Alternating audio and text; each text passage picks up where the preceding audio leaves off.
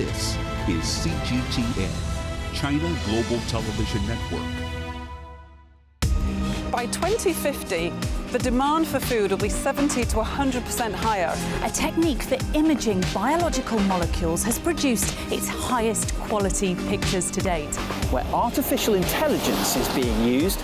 I'm going to delve deep, really deep, to find out more. Oh, and I should warn you, you're about to see wriggling, writhing larvae. It's pretty gross.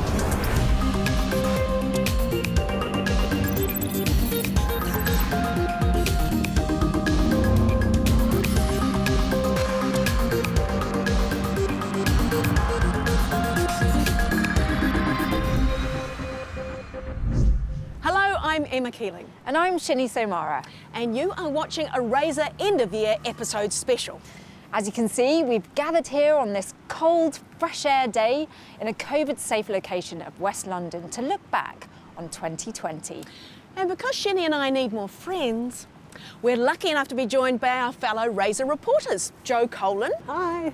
Guy Henderson. Hello there. And our newbie, Frankie McCamley. Welcome, guys. Welcome. Frankie, you missed out on a bit of early jet setting, but have you managed to get out and about? Well, I know you guys have been jet setting around the world, but I got to go to Cambridge. And in times like this, that is amazing to just get out of your house at least. It's been so good joining the team. I mean, everyone knows their stuff in such great detail that, you know, for me, coming over to the science team, I really needed to learn my stuff. And my first report was going to the Laboratory of Molecular Biology. Wow, jumping in right at the deep end.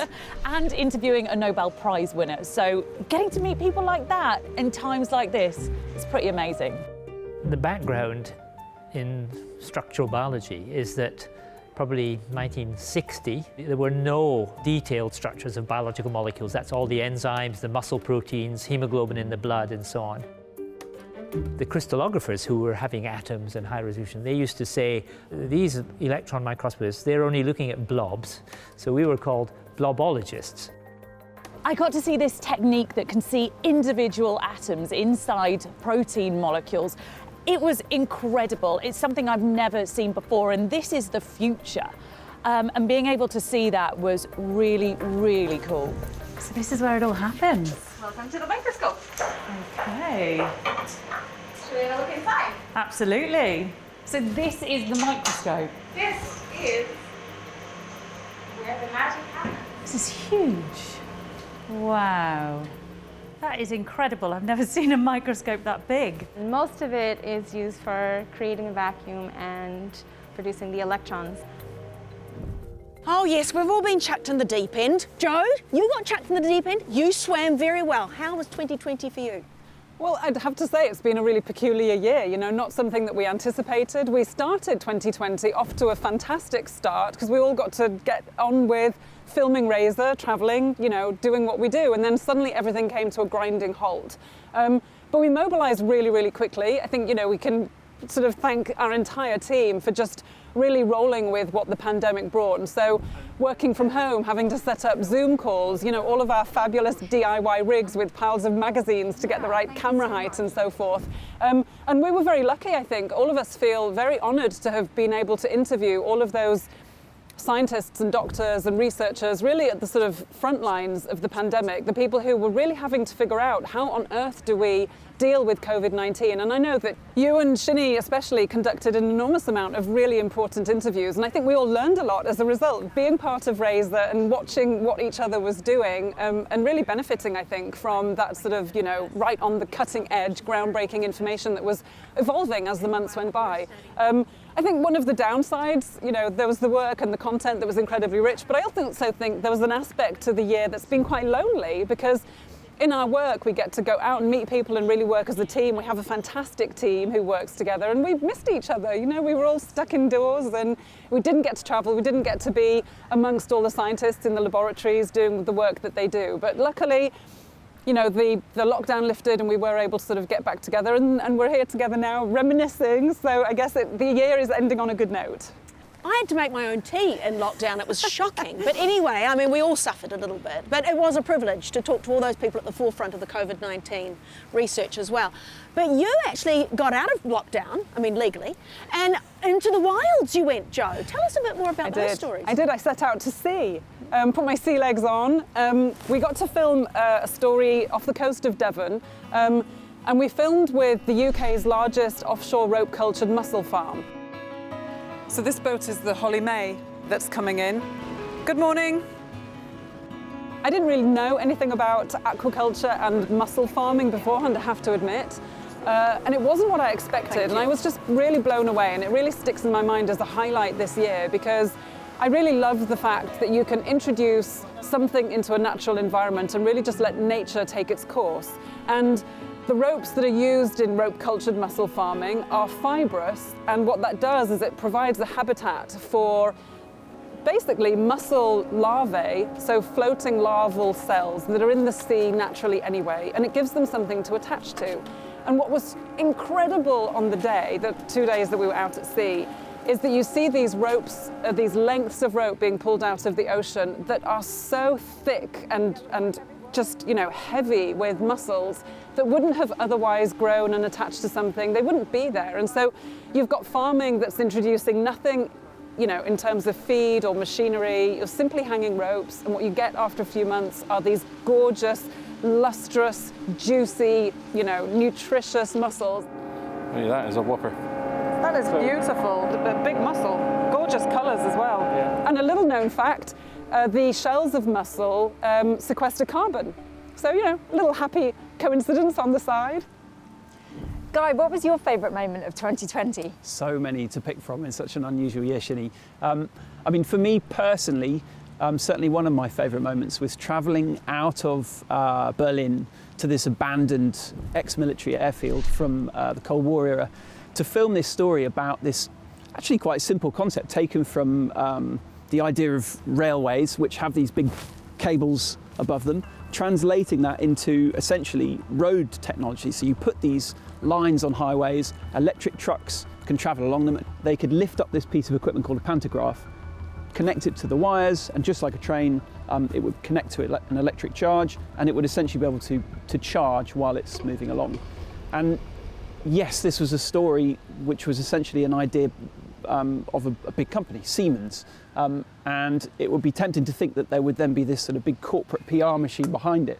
But actually what we found when we got there was this whole team of people at this quite spectacular setting who were so passionately invested in the idea, right from, you know, the spokesperson who we were walking around with, who's the head of the E-Highway, right down to the truck drivers and the technicians involved. Everywhere we went, they really did think that this was an idea that was going to change the world, and that was an amazing thing to see. So this is part of the E-Highway system. It's actually the key component. Okay. Because this device, which we call the pantograph, the connecting device, that allows this truck to contact the contact wire while driving and providing the truck with electric energy. And that's basically the key innovation which we have in this system. And I think there was just this little moment towards the end of the film we were making, which kind of summed that up, where we were sort of demonstrating how this pantograph works. We were driving along the highway, and the driver was explaining to us exactly how this thing works and how it charges as it goes. And it just sort of became this quite ad-lib conversation. You must have it, and then you can go up. And so it's at this point you can only put the system back up manually, but you just push a button. Simple as that. Nice job. Thank you. Seeing your expression in that truck was absolutely classic. You look like a kid in a candy store. Yeah. I mean, it was a good giggle, and these guys were really enjoying themselves, which isn't always the case. What about you, Emma? I know it's been a bit weird, like we have been on another planet this year, but I was on Mars. before lockdown, I went to Mars. Fortunately, I didn't actually have to sort of leave the country because it's weird. All over the world, you've got all these different groups. It's not just governments like NASA and Russia who are flying off to space. You've got all these different groups around the world who are working on ways of how do we get to space and how do we get to places like Mars. So we actually went to Austria and we spoke to the Austrian Space Forum, and they're just working on analog ways, which is basically just staying here on Earth and looking at how you do the minute detail to make sure it's really efficient, so that when astronauts do end up on Mars, they're not going to make any mistakes.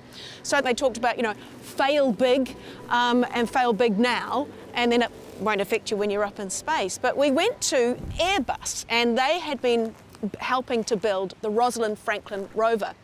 Now, sadly, it was meant to take off this year, and it missed the window because they hadn't got the parachute sorted for the lander. And so, we've got the Chinese are gone, and the Americans have gone, but the old Rosalind Franklin, she's still on the ground, and so it'll be another couple of years before she gets up there. But they've got this Mars yard, and it's just like a giant sand pit, and it's full of all this, coloured sand that's as if you're on Mars itself, and then they've got a great big sort of picture along the back wall which is the Mars landscape, and this is all sort of so they can muck around with the cameras to sort of adjust them, and they've got rocks there so they can practice for the rovers to go over the rocks. And I don't know why, but in my head I had this idea of, it was like a dune buggy and it was going to be roaring around. And then they said, right, here's the rover. And I said, oh, great, can you bring the rover up into the sandpit? And this thing moved about an inch a second or a minute, it felt like. And so we were waiting forever. But of course, can't go fast, got to save its energy, and it's got to make sure that it doesn't tip over, because that would be a bit of a disaster. So that was a pretty amazing story to cover. And then I had bugs. I ate larvae this year. It was pretty special. The cameraman actually dared me to do it, and I was like, right, I am going to do it. I ate 8 in the end. I mean, can I eat this? Is it safe to eat? Yeah, of course, go for it. I'm going to give it a try. Oh, it's a little bit crunchy. Oh, it's kind of nutty. Yeah, definitely. And as you can see, my hair is glistening, shiny, black soldier fly larvae. Now, we won't be eating these anytime soon, but it's incredible. These guys, Entocycle they're called, and there's a number of groups around the world that are doing this. So they're basically harvesting these black soldier fly larvae, and they're using them as protein to feed animals. And it's instead of, sort of getting all the soy and knocking down all the forest to grow soy and raping and pillaging the oceans for all the little fish to feed animals. Instead, you've got these flies, and it only takes a few weeks for these things to mature, and then they can feed these to animals. Great source of protein, amino acids, and I wasn't lying when I talked about the shiny hair. These things are really good for you, apparently. So yeah, eating bugs, that was my highlight. Beat that, Shini, come on, what was yours? I don't know if I can beat that. It's amazing. No, what I love about Razor is the fact that our stories are all so different, and what I have to say is my favourite is the dark matter story that I did. That was truly a journey, and I felt like we were taking the Razor audience with us. And it was a story of many parts. It started at Royal Holloway University in London, and then it ended up in Canada. And the connection between those locations and learning about dark matter and having this amazing analogy that ran through the entire episode, which was about snooker. And snooker really allowed me to understand more about dark matter. We're going to imagine that this white ball here is our dark matter particle. So let's imagine that we can't see that white ball. What we can see, though, are ordinary atoms on the Earth, and that's represented by all the balls down at the bottom of the table. So let's imagine our dark matter particle is going to enter our detector and collide with some atoms. If you imagine we can't see the white ball, we could still infer that it's here on the table because of the motions of all the other balls on the table. Right. And so our dark matter detectors are doing exactly this. Dark matter and dark energy makes up 95% of the universe. Doing this story made me realise just how amazing it is, how incredible, and how much research is going into discovering something that we still haven't found yet, despite this incredible lab that they've built 2 kilometres underground. And If I had to choose one moment from that episode, it would be going down that mine shaft. You know, the idea of having 2 kilometres of rock sitting on top of you. We started at the crack of dawn. It was dark when we got into the mine shaft, and then it was really dark, darker than I've ever seen underground.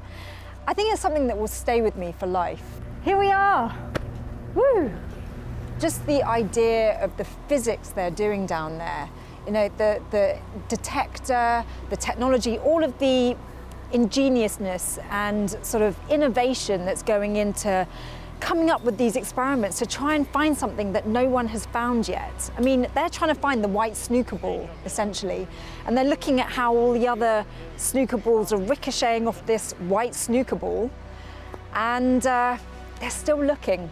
And I actually asked one of the scientists, you know, what happens when you find dark matter? What then? It would get boring if we actually find dark matter, because then pretty much okay, it's there. So now what? Everybody else, okay, well, it's the game is over. It's somebody found it. It's not where we are looking for. The joy is in the search. They want to keep looking, and I think this is science at its absolute best. And yeah, definitely a favourite for me. You can see more of Razor on our YouTube channel. Search Razor Science Show and it will take you straight there. Remember to subscribe and hit the bell button for notifications.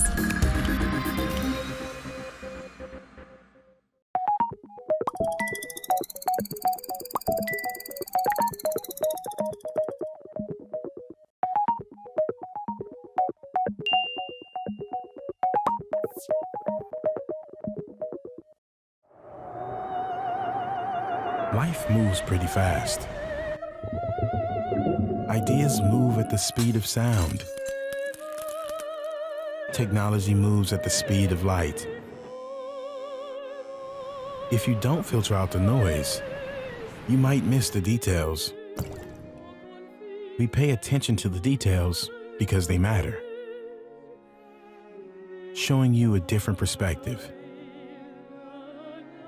See the difference.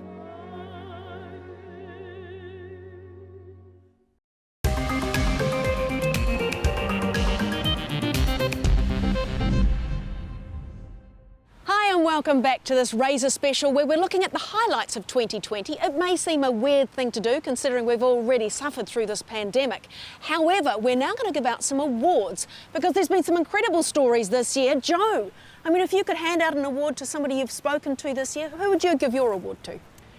It's a tough one, but I think honestly I'd give it to the people who are operating the beeline. It's a series of wildflowers that are being sort of threaded throughout the United Kingdom so that our pollinating insects have places to go in between stops. And so I didn't really know much about it before, but our bees and our pollinating insects are tending to come out sooner because the temperature has changed, our climate has changed, and so they're being signaled earlier on towards the end of winter, very early on in the spring before there are many flowers around.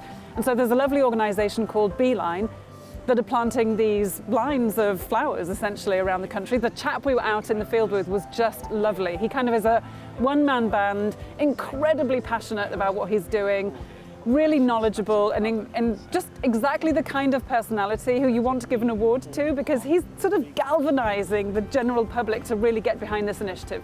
Creating beelines, putting that connectivity back there is absolutely essential for certainly the continuation of the kind of lifestyle that people are used to.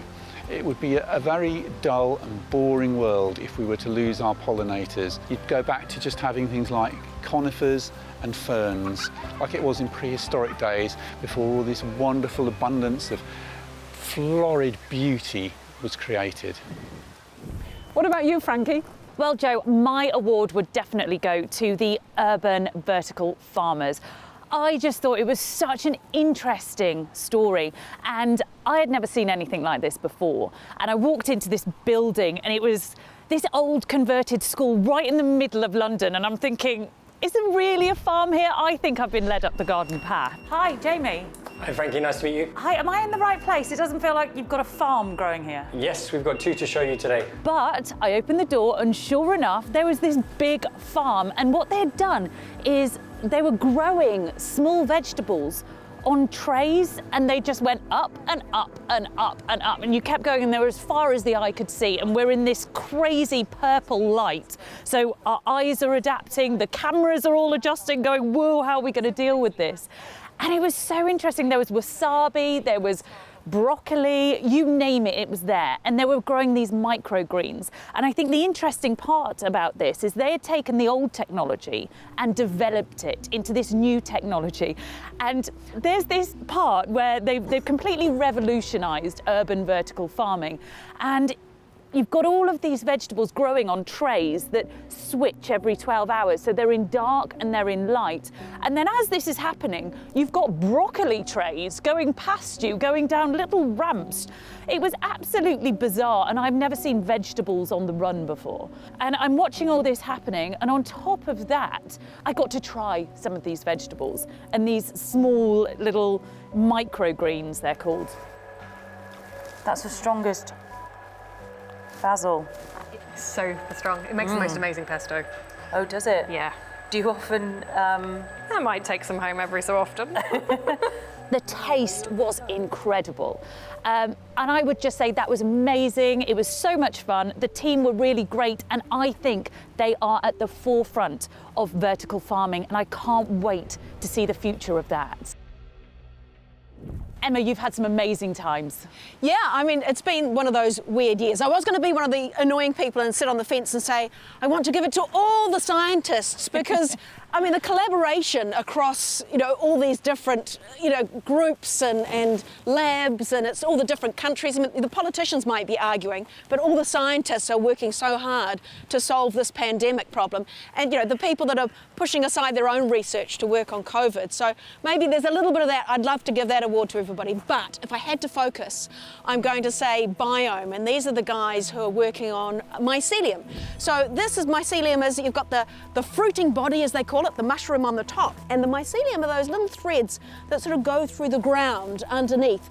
And what these little threads are doing is they're actually decomposing things like wood and the forest floor and things like that. They call them the janitors of the world, which is pretty cool. I think there's some here.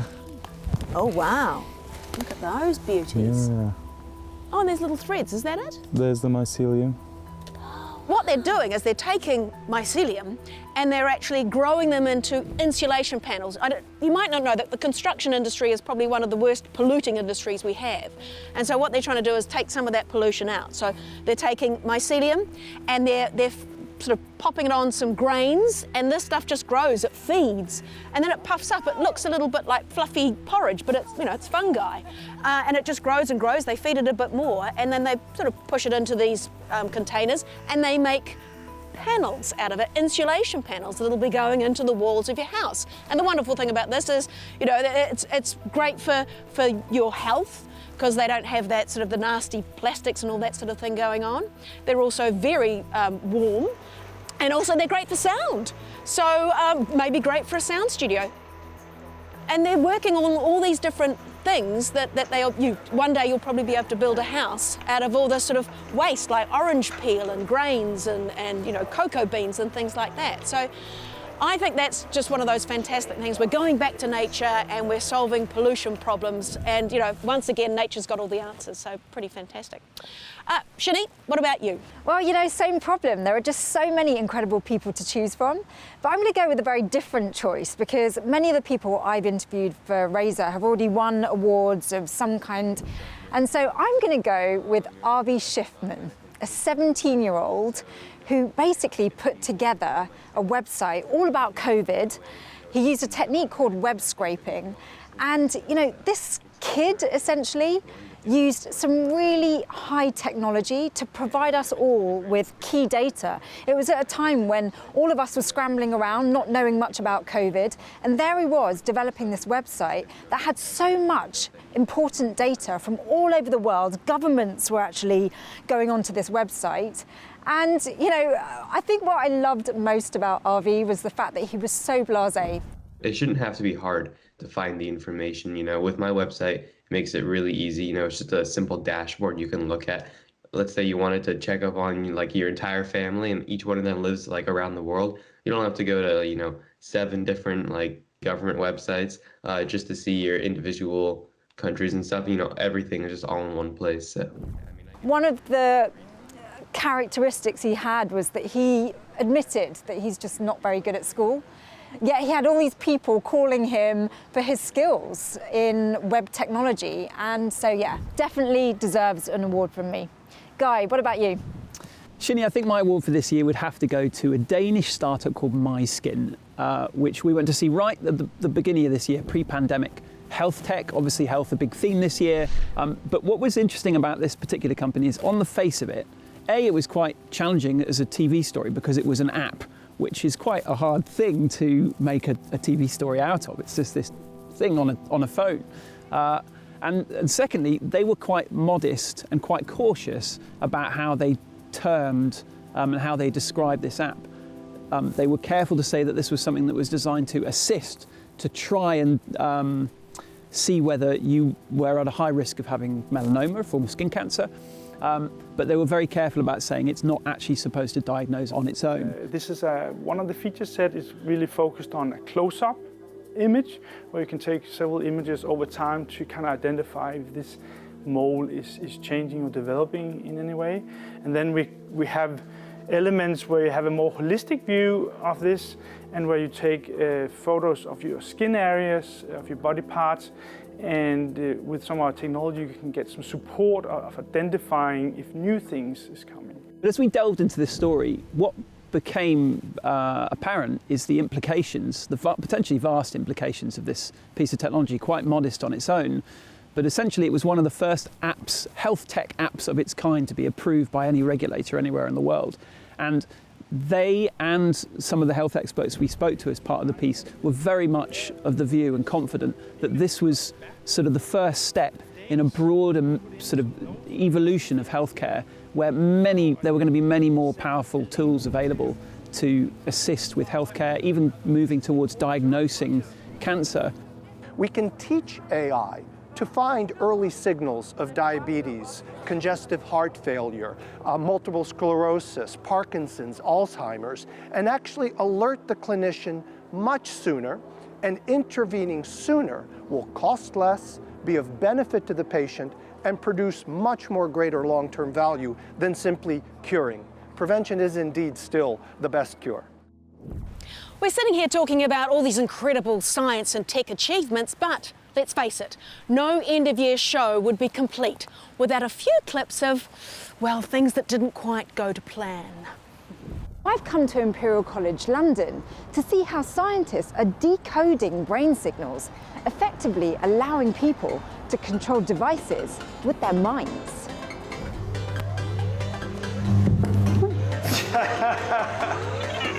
Should I do that again? Yeah, go.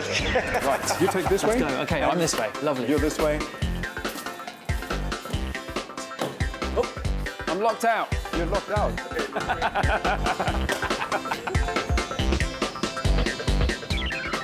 So this is Kenny.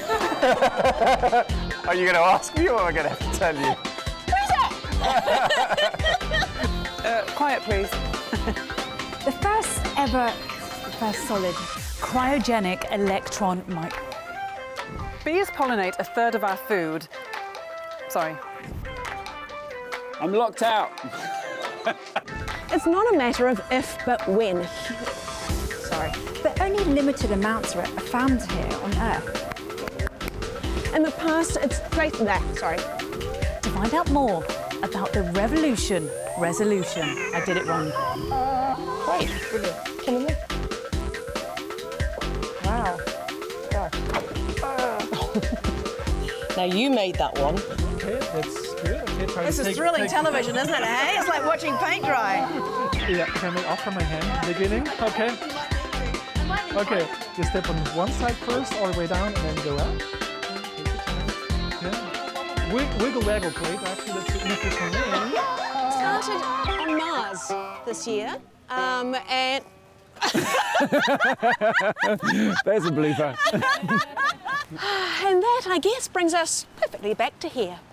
It's been an amazing year. Thank you all so much for watching Razor. And don't forget, you can catch up on past episodes on the CGTN website and social media channels, as well as Razor's very own YouTube channel. Just type in Razor Science Show to YouTube and it will take you straight there.